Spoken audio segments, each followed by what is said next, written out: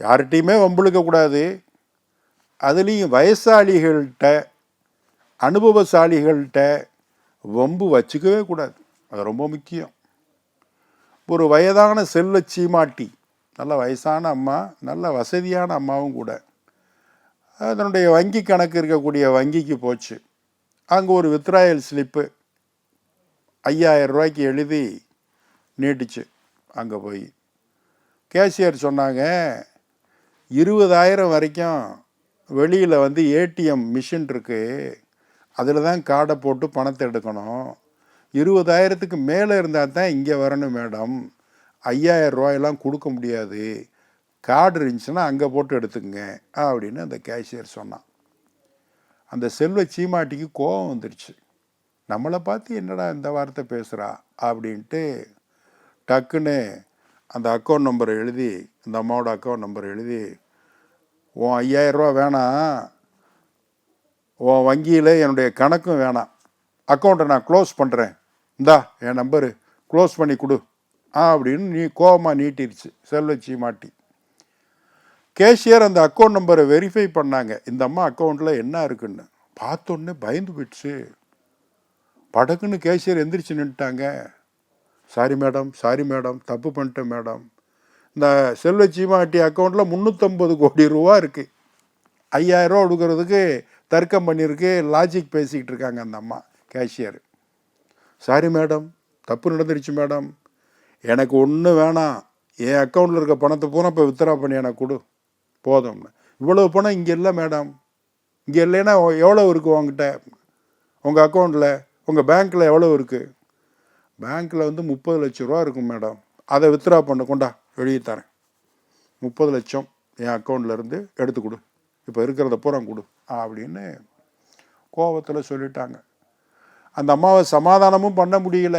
அப்புறம் கேஷியர் என்ன பண்ணுறது, 30 லட்ச ரூபா இருக்கிறதெல்லாம் எடுத்து கட்டு போட்டு, சாரிங்க மேடம்னு 30 லட்சத்தை வித்ரா பண்ண பணத்தை இந்த அம்மாட்ட கொடுத்தாங்க.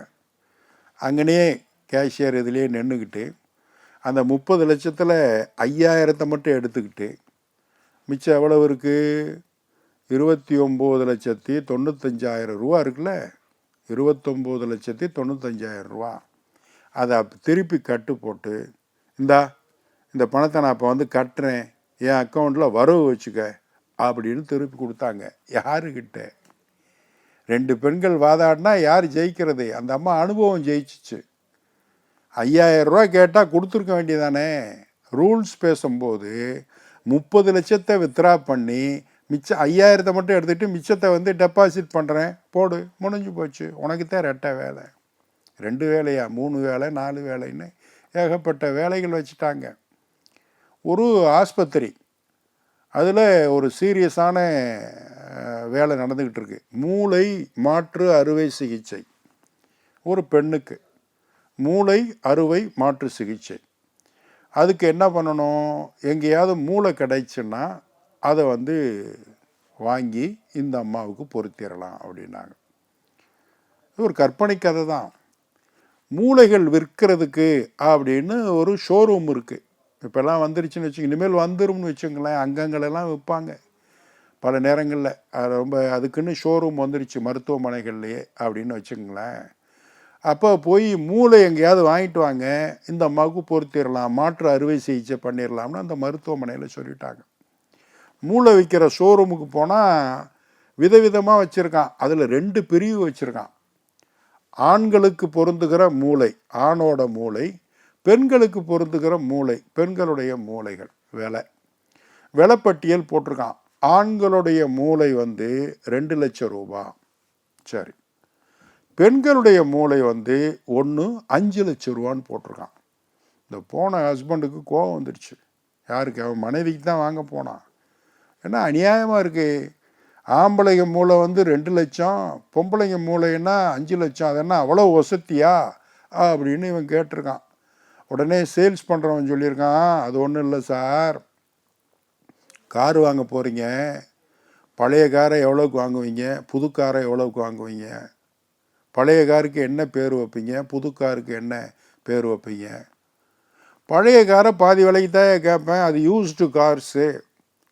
புது காருன்னா ஃப்ரெஷ் காரு, அப்படி வாங்குவோம் 2 மடங்கு கூட போட்டு. ஆண்களுடைய மூளை யூஸ்டு அது ஏற்கனவே யூஸ்டு பிரெயின் நிறைய யூஸ் பண்ணியிருப்பாங்க, அதனால தான் 2 லட்சம்.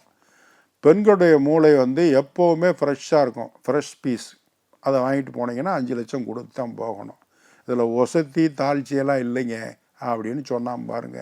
இதுலேயே தெரிஞ்சு போச்சுல்ல, இது வந்து ஒசத்தி எது தாழ்ச்சி அப்படின்னு சொல்லும்போது, ஃப்ரெஷ் பீஸ்னாவே யூஸ் பண்ணாத மூளைனாவே தாழ்த்துறான், ஒசத்தலை. இப்படியெல்லாம் நகைச்சுவையாக சொல்லலாம். அடுத்த ஒரு நிகழ்வில் சந்திப்போம். இந்த நாள் இனிய நாளாக அமைய நல்வாழ்த்துக்கள். வணக்கம்.